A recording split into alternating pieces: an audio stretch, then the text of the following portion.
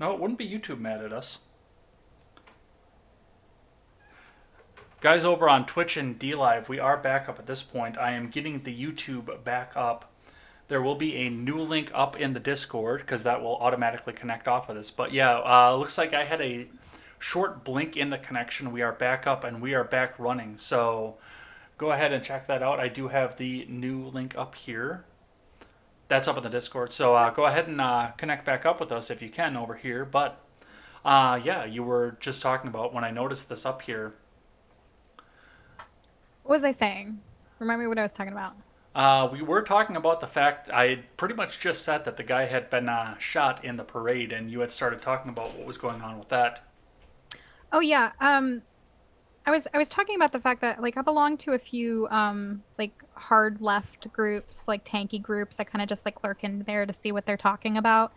And as far as I can tell, this is something that's being celebrated. People feel like this is the opening shots of the war that they want. They're fundraising to this is something I've heard from Tim Pool. I didn't see it personally, but I think that he is a fairly balanced source on he at least tries to fact check the things that he says.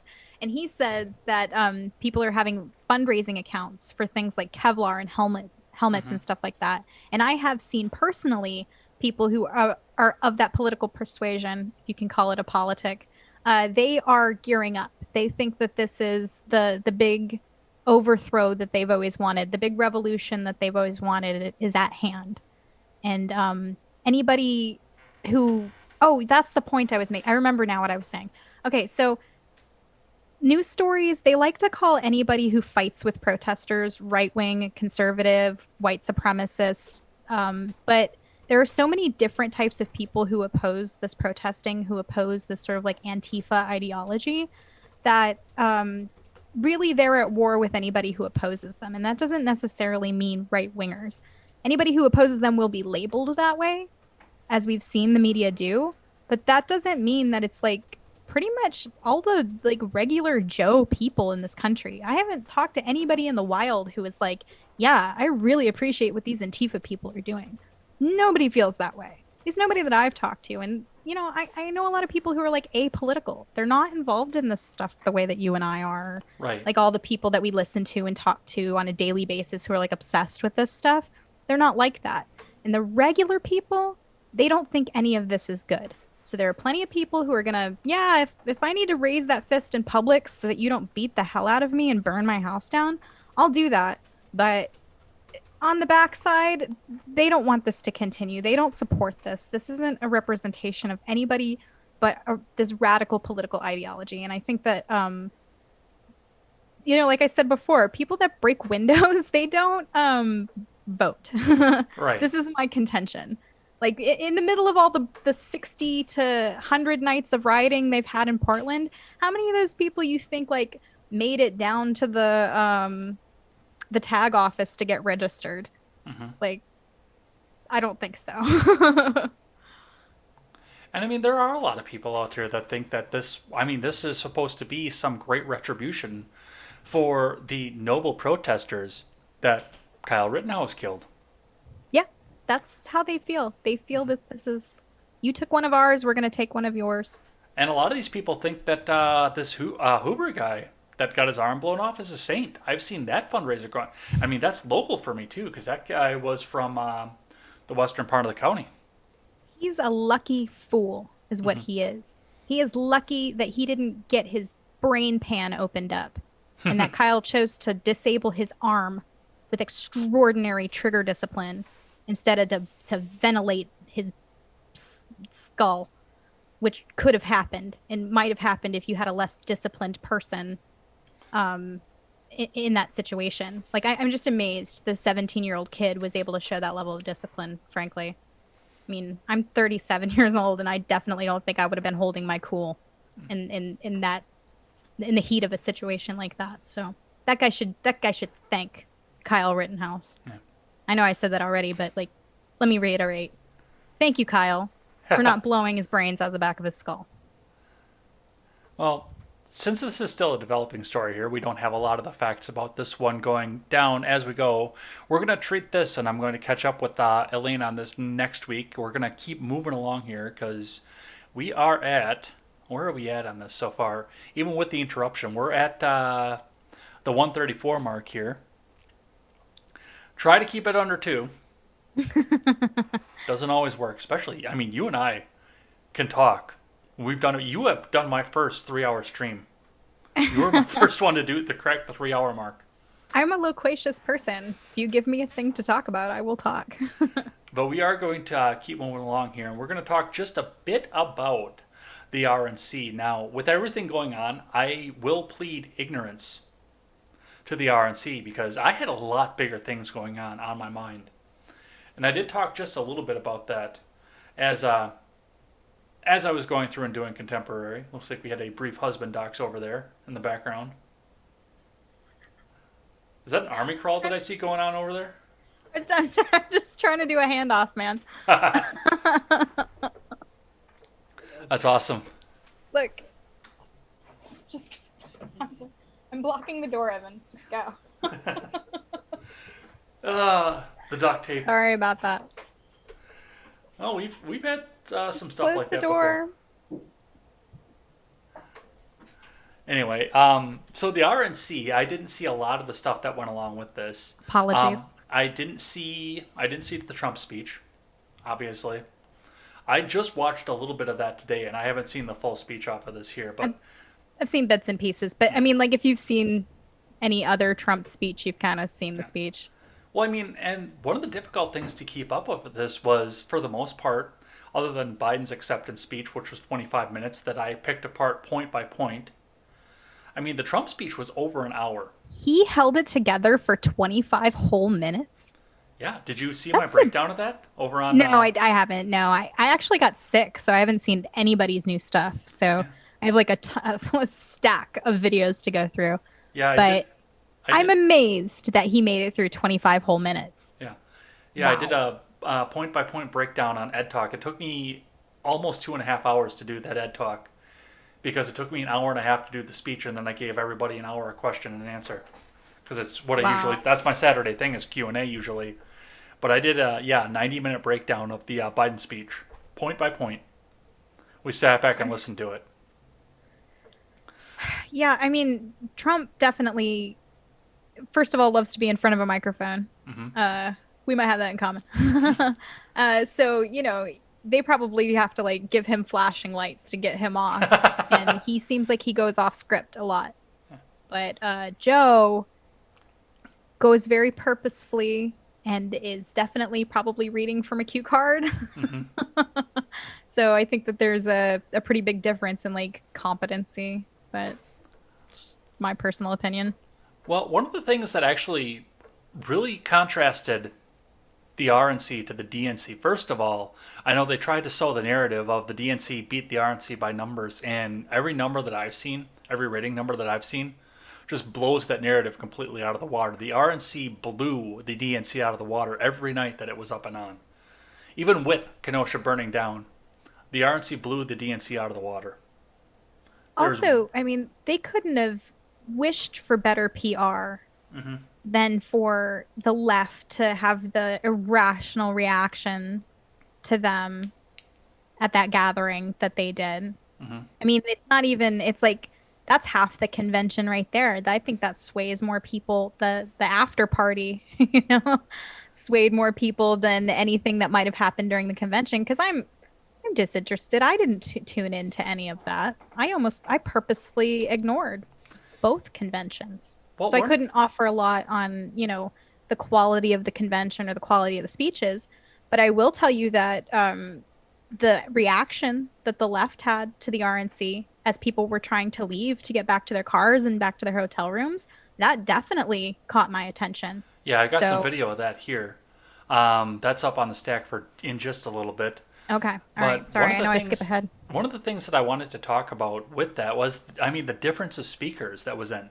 Now, there was huge criticism of the fact that half of the speakers at the RNC had the same last name. Guess what last name that was? You're talking about the RNC? Yeah. Yeah, there's probably a lot of Trump people there, like Ivanka and... Tiffany made a rare appearance and gave a speech. Who did? Tiffany, the daughter that nobody's heard about. Oh, you never hear from Tiffany. Yeah. Oh, Yeah, okay. she got up there. She gave a speech. Ivanka gave a speech. Melania gave a speech, and then Bette Midler riddled her for her accent over it. I torched Bette Midler for that because where all of a sudden is it okay to make fun of an American for having a heavy accent? People with heavy accents built this country. My grandfather said had such a heavy Irish accent you wouldn't have understood him.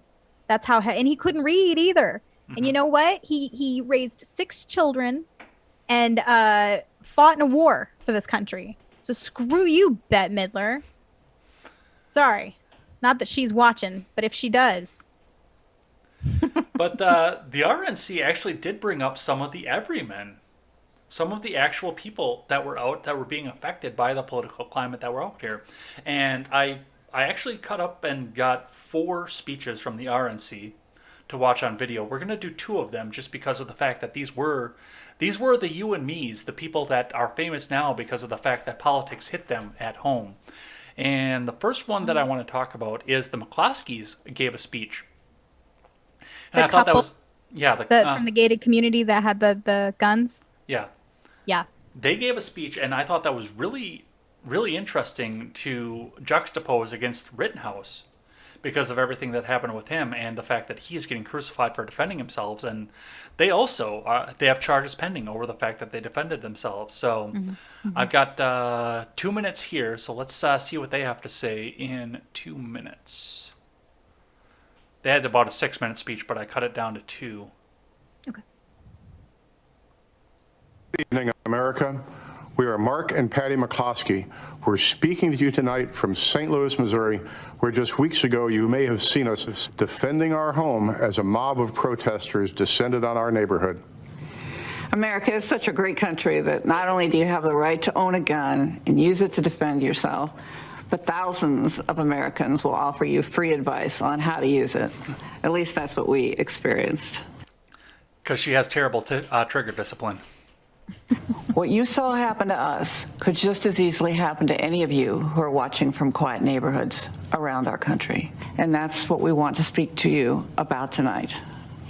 That's exactly right. Whether it's the defunding of police, ending cash bail so criminals can be released back out on the streets the same day to riot again, or encouraging anarchy and chaos on our streets. It seems as if the Democrats no longer view the government's job as protecting honest citizens from criminals, but rather protecting criminals from honest citizens. Not a single person in the out-of-control mob you saw at our house was charged with a crime. But you know who was? We were. They've actually charged us with felonies for daring to defend our home. On top of that, consider this.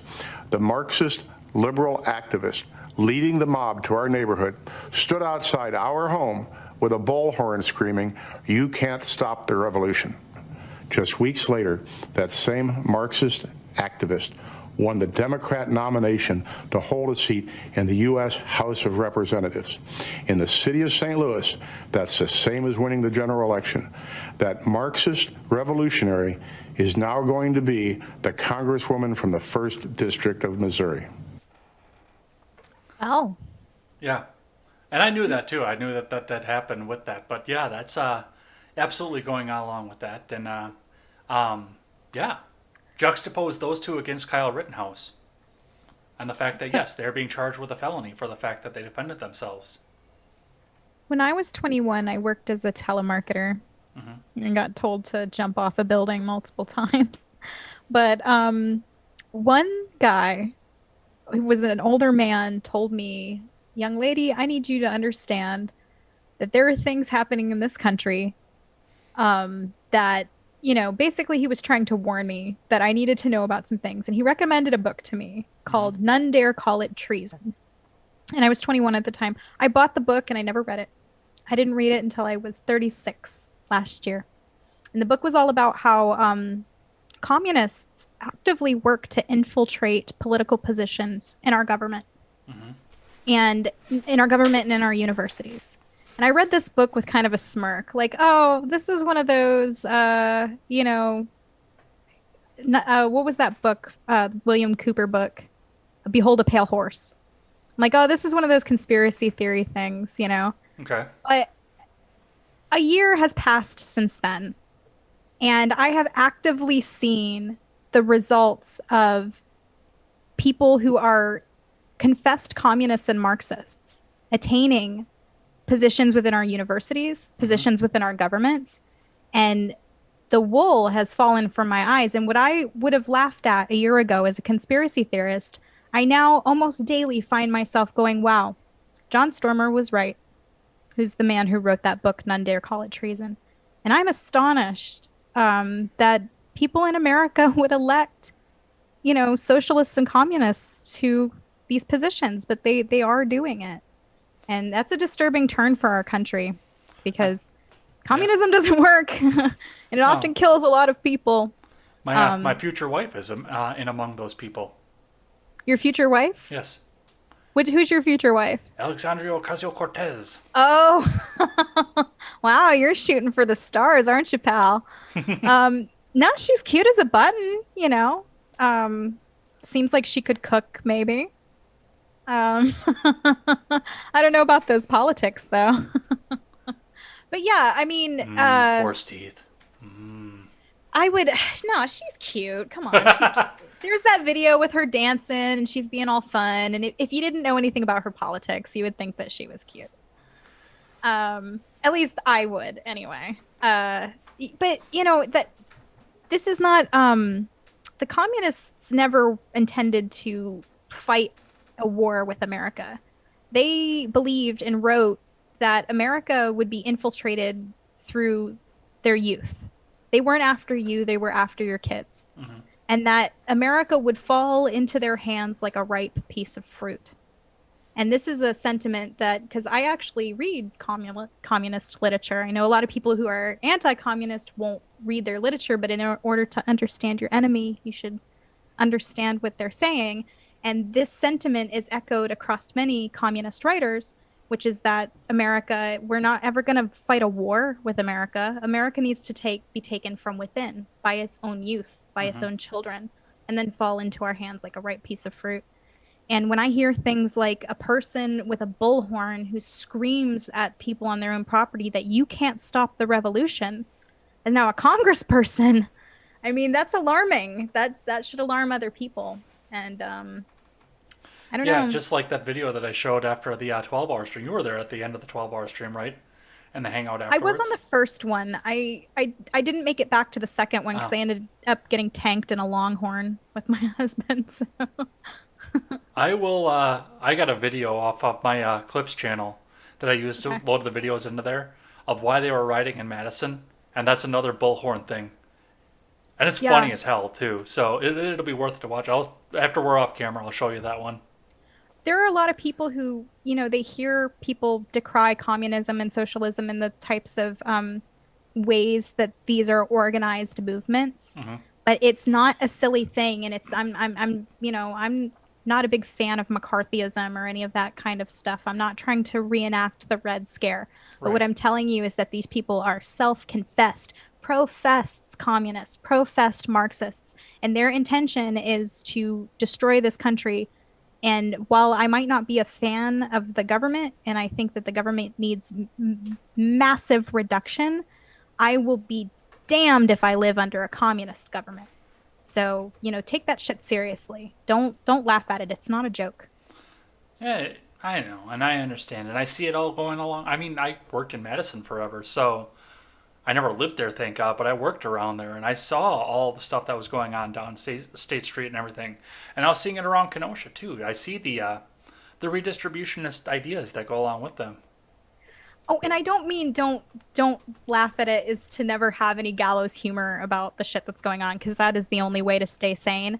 I'm saying don't think that I'm advising maybe the audience to not think that this is just silly kids, that these are organized ideologies and not just people think, oh, these kids, they don't have jobs, and once mom and dad's money runs out, they're going home.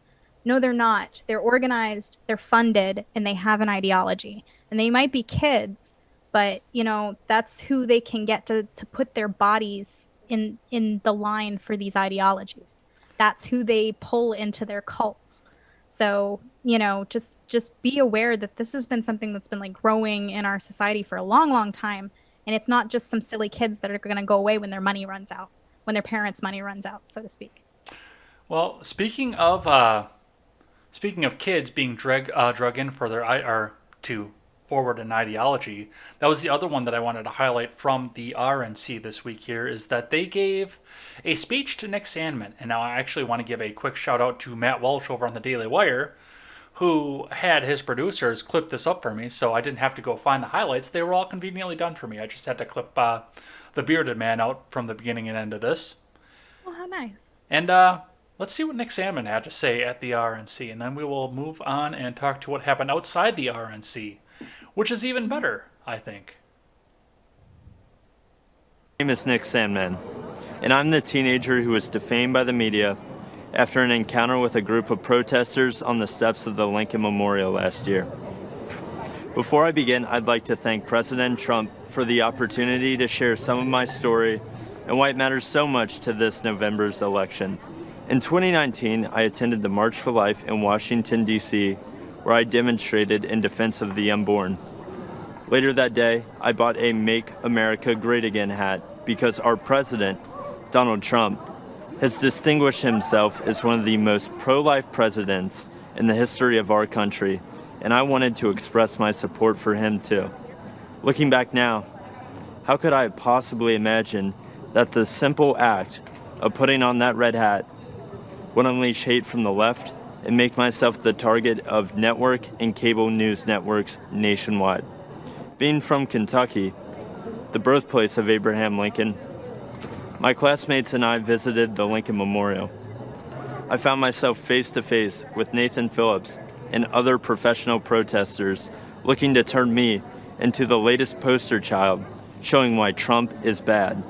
While the media portrayed me as an aggressor with a relentless smirk on my face, in reality, the video confirms I was standing with my hands behind my back and an awkward smile on my face that hid two thoughts. One, don't do anything that might further agitate the man banging a drum in my face. And two, I was trying to follow a family friend's advice, never to do anything to embarrass your family, your school, or your community. Before I knew what was happening, it was over. One of Mr. Phillips' fellow agitators yelled out, "We got him. It's all right here on video. And we won, Grandpa." All right, so that was the speech that went along with that. What did you think about that one? What they did to that kid was monstrous. First of all, that only happened last year, because that feels like 10 years ago that happened.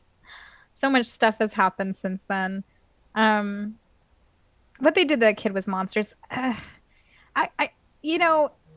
For the damage that was done to him, he was right to get a monetary settlement, I think, and that was also a lesson to the media outlets that decided to do that.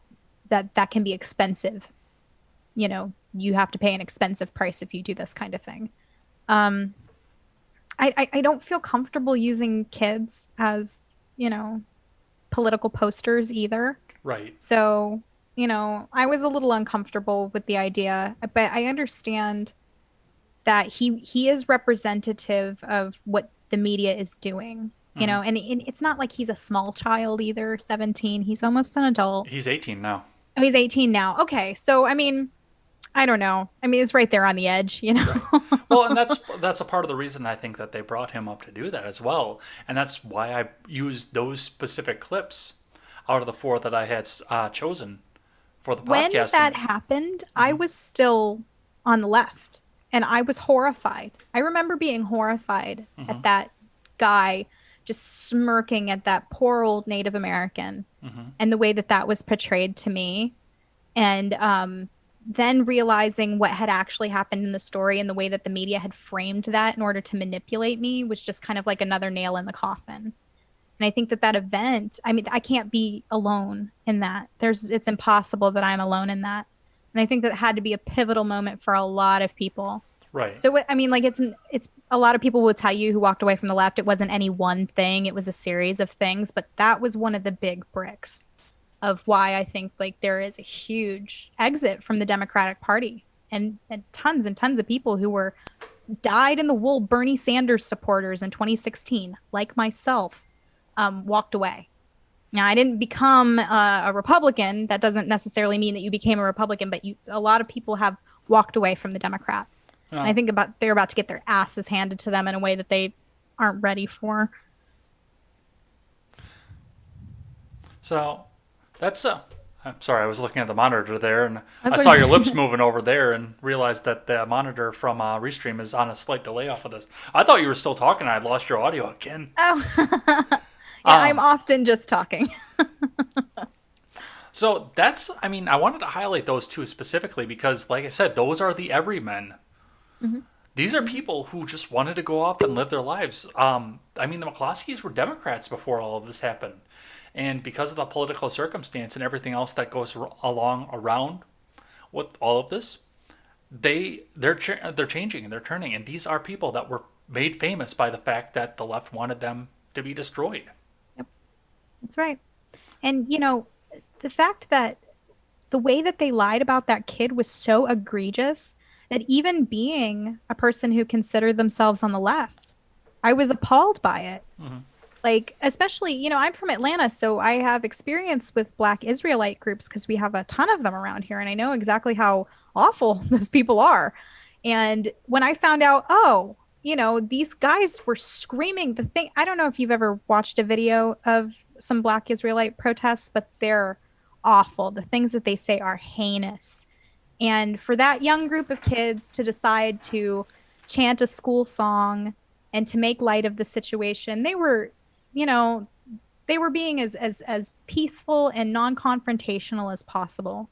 And they used the racial division in this country to say this Native American, this innocent Native American man was just beating his spiritual drum, and this horrible little Trump supporter came up and smirked at him.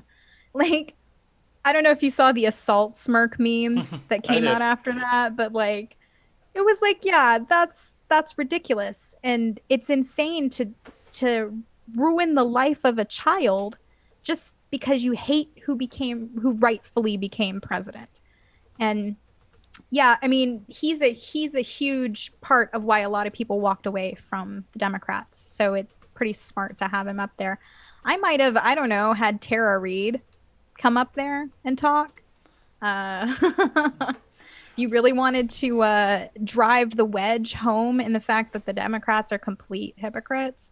I might have had Joe Biden's accuser come up there and talk too, frankly. I gotta interrupt for just a second before we get on and talk about what happened outside the RNC, and give a little bit of a thank you out of live chat here, because I see over on the monitor, I can't see it on the Restream chat, but I see it over on the monitor that Jopper9 just dropped in here over on DLive and dropped a bunch of diamonds. So thanks for that support.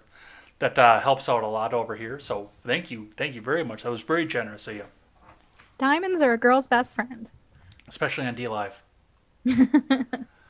So we went along, we saw the RNC, and there was a lot of anger that went along with the fact that Trump was having his speech from the Rose Garden, of all places. How horrible could that be, the Rose Garden? He's violating the Hatch Act, don't you know? Why shouldn't he have it there? They want you to, they demanded that he live there. He wanted to live at Mar-a-Lago. Yeah. And he probably would have had the speech there if he could have lived where he wanted to live, but he lives at the White House. So why not? Absolutely. Obama had a $50,000 golf simulator installed in the White House. You know, like, they make it their home. So why shouldn't he be allowed to throw a party? Well, apparently because of the ancient 18th century law that's never been prosecuted before, political figures cannot use the White House or any other federal building for any sort of political campaigning or anything like that. I'm not completely familiar with the Hatch Act, but it doesn't apply to presidents. Okay, like, like no other president has ever used the White House for fundraising or political campaigning. Wasn't there a bunch of shit about the Lincoln selling nights in the Lincoln bedroom and raising money that way? Like, come on, get off my John, my never mind. Well, and You know what I was gonna say. I'm I not do. gonna say it. And the Get other off side it. of it, of course, is the fact that I mean, they had a crowd out there. Trump was actually giving a speech to people, which is good because he's an extrovert and he plays off of that. He can stand the teleprompter, he can get the cheers, he can get that hour-long speech. And teleprompter Trump is not bad Trump. I will give him that. I have some problems with some of the things that he's done, but teleprompter Trump is actually pretty good Trump. I think he goes off teleprompter a lot too. Yeah, I as long think as he doesn't go off it and say stupid shit, which he does. Which he does, you know. But I think that the people appreciate him for that. And then furthermore, I mean, I don't know if it's stroke of genius on his part or just a happy accident that they had the reaction there that they did from people. Yeah, and I mean, I've got a picture of that, and then we've got the video with Rand Paul that went along with this. But yeah, they were outside the Rose stroke Garden. of genius on his part. I mean, I know I don't want to give too much credit to those Q people, but sometimes it really seems like there is some like true live genius backing up some of these moves. So what you're seeing on the screen right now is they had an effigy of a life-size Trump doll sitting outside a guillotine. I believe, no, that was in Portland where they had hung the American flag from another guillotine and burned it up. But You I mean, idiots. this. I You- wonder you how many of these morons. people. I wonder how many of these people are going to get a visit from the Secret Service at this point. You know what? Also, every bastard that rolled out that machine ended up beneath it. These people rolling out these guillotines and posting all these images of guillotines, you need to know, like, what you, like, why would it 55 innocent French people ended up dying beneath the guillotine because they didn't look enthusiastic enough about the revolution. You want to roll that thing out, you're going to end up beneath it. Oh, absolutely. Guaranteed. Ask Robespierre. He can't tell you because he doesn't have a head. Well, and I mean, we saw a lot of this as well. The people were standing outside the Rose Garden. They were trying to shout and drown out the sound of Trump's speech, which I'm pretty sure that there's good acoustics and Anti-fascist, right? yeah, and the best of sound equipment in there. So I don't know how effective any of that would have been, but yeah, they were trying to do that outside the Rose Garden, scream and shout and do all kinds of things. I mean, there's video. I don't have that video up here, but they were standing up in the middle of the road, giving the bird to an elderly couple that was leaving the RNC. I saw that. In the That face, little like 4-foot tall old lady in pink, and this guy's like, "F you, old woman," and I'm like, "Oh, that's gonna play off well for PR for your side." And Rand, our boy Rand, got in the middle of this one here. So I've got video of I will that. raise a fist for Rand. Is Rand not a boss? Yeah, I mean, even to steady the officer that's out there to protect him. Let's see what happened there. Let's get this up here.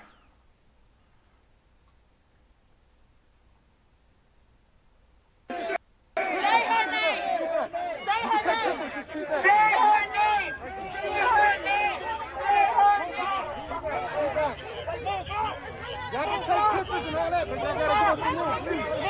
Thank you, thank you. Thank you, thank you. Move back! Move back! That's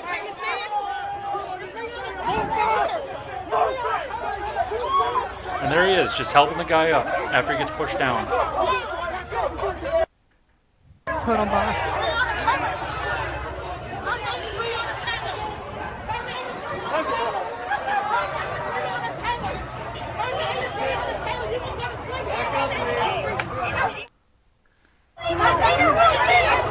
What's up, bro? I got you. That's the man that wrote the Justice for Breonna Taylor. I know, isn't that insane? The fact that they're trying to, I mean, to them, he's just generic guy with an R next to his name. Yeah. So he must be a racist. Yeah, he's actually trying to end qualified immunity, you absolute spoon of a human being. Like, oh my God. Oh my God. And first of all, okay, Rand Paul getting violently attacked is the heart of my walkaway story, because Rand Paul, despite being a Republican, was always somebody who I thought was at least a reasonable person and made reasonable arguments and seemed like he really cared about the people of this country. Mm-hmm. When he was attacked and people celebrated that when his neighbor attacked him, I was done with the DNC, with the left, with all of those people. I'm like, I'm not going to be part of the party of political violence. Right. And it should be noted that Rand was attacked from behind by this absolute coward of a human being. He was attacked from behind, as subdued his attacker, even though he was attacked from behind. That's how much of a boss that dude is. And then had to have surgery on his lungs and still showed up to do his job, recovering from his surgery. He is a boss. Yeah. Okay? He is the man, you know? And this is coming from somebody who basically does not like politicians. He still deserves a lot of credit. And then for him to, not only has he got his wife there, who Right. I'm sure was scared to death. I can imagine how terrified I would have been in that situation. She probably in heels too. Mm-hmm. Like, how screwed up is it to be in like a mob violent situation you're wearing heels? That's not something you're concerned about, but it's something I would be concerned about. And then, you know, this cop falls down and he's still trying to steady this man on this side, with this crowd raging all around him who wants to get at him because they don't understand that he's actually trying to forward their cause in government. Mm-hmm. Like, what a bunch of morons. And like I said, what a stroke of genius on Trump's part to have that there, and these people to show up and behave the way that they did. He doesn't have to make commercials. He doesn't have to make ads. Right. They make ads for him, because people like me look at that and are like, you know what? I'm not turning the country over to these people. And, you know, your regular man on the street, your regular apolitical person looks at you flipping off a 4-foot tall 90-year-old woman and thinks there's no way in hell I support you. So great job, guys. You gave Trump free press. Congratulations. Great job. With everything else that happened all the time that we spent over talking about Kenosha, I think that's going to be a show at this point, too. I didn't even get a chance to talk about what happened with Breonna Taylor, and I've been very interested in the release that came out with that. And it turns out that she wasn't near as innocent as everybody thinks that she is at this point, so... I haven't looked into any of that, so I don't know. Yeah, there's a 90-page report that came out that says she was actually possibly in on this and maybe wasn't sleeping at the time. And it wasn't a no-knock warrant either, so there's a lot of stuff that's developing with that as well. What? I haven't even had a chance to look into this and read it. I've heard bits and pieces from other creators, but yeah. Yeah, this is something I definitely have to look into, because I mean, once again, you're given a narrative and it's not until later that the truth comes out. So I don't even know what to think anymore. I know that I can't believe stories when I hear them. I know that.